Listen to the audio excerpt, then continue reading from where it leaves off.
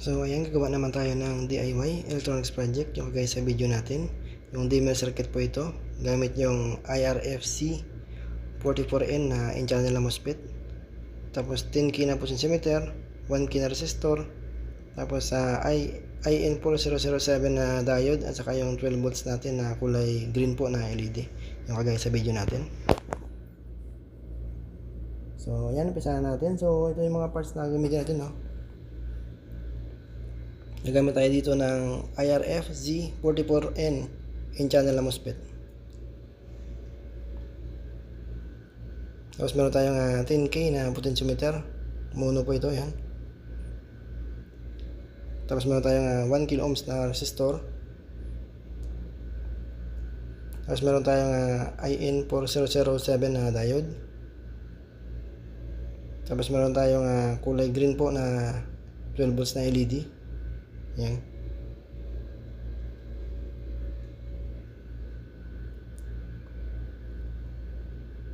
Tapos meron tayong dalawang jumper bar para sa input side natin mamaya. So ayan, umpisahan natin.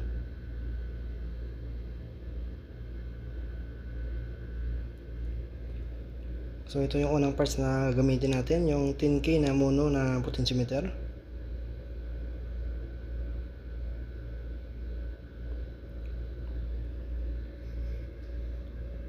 Tapos sunod natin dito yung IRF C44N na in-channel na MOSFET.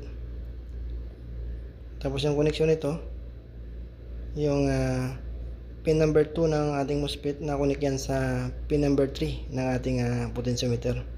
Yung pin number 2 po ng MOSFET natin, yan po yung drain po. So yan, nakakonect na. Tapos sunod natin dito yung 1 kilo ohms natin na resistor.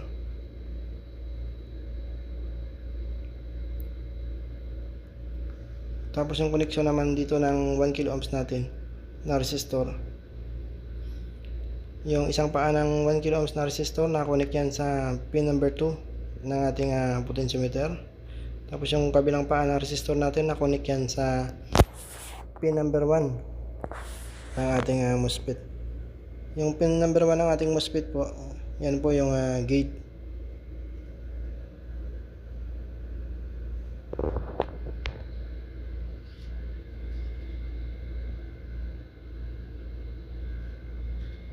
So ayan, nakakonect na. So i-align na natin yung resistor natin.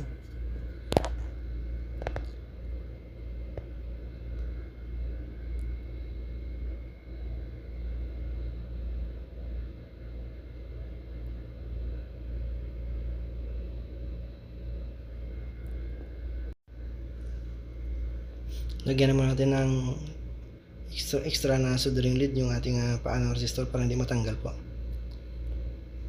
Tapos sunod natin yung IN4007 natin na diode. Yung connection naman ng diode natin, yung anode side ng diode na connect yan sa pin number 1 ng ating potentiometer. Tapos yung cathode side ng ating diode na connect yan sa pin number 3 ng ating MOSFET. Yung pin number 3 ng ating MOSFET po, yan po yung source po.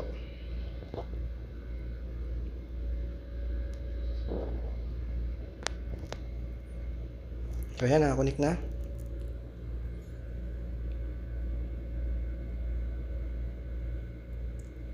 Isunod natin yung 12 volts na kulay green na LED natin.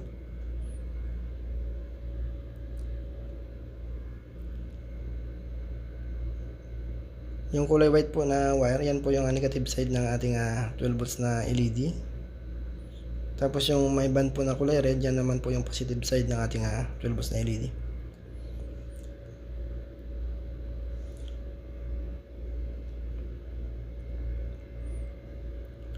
So ang connection naman ito, yung negative side ng 12 volts natin na LED na connect yan sa anode ng diode at saka sa pin number 1 ng ating potentiometer.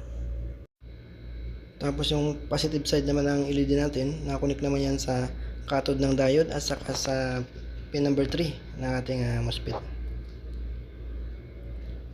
So yan, naka-connect na.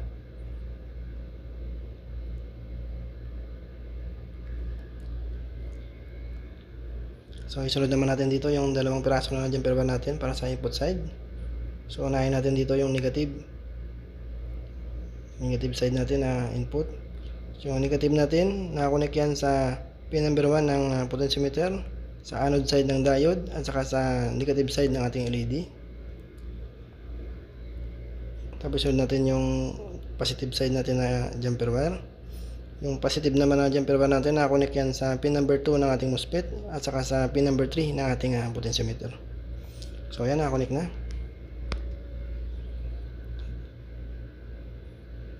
So ayan na yung circuit natin.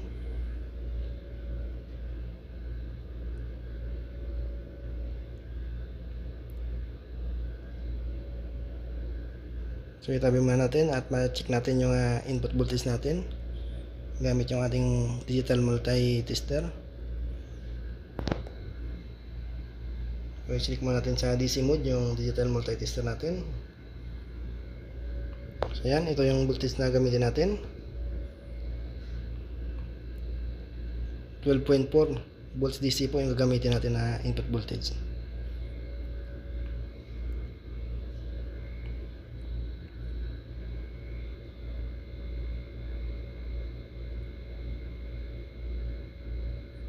So yan, i-connect natin dito yung input voltage natin. I-connect natin yung negative sa negative input, at saka yung positive sa positive input natin na 12 volts. So yan, try natin ikutin pa taas yung potentiometer natin. So yan, sumasabay po yung 12 volts natin na kulay green na LED sa pag-ikot po ng potentiometer natin. So yan. Tapos try natin ikutin pababa naman. So ayan po, sumasabay naman po yung LED natin na kulay green hanggang sa mamatay po yung LED natin. So ayan.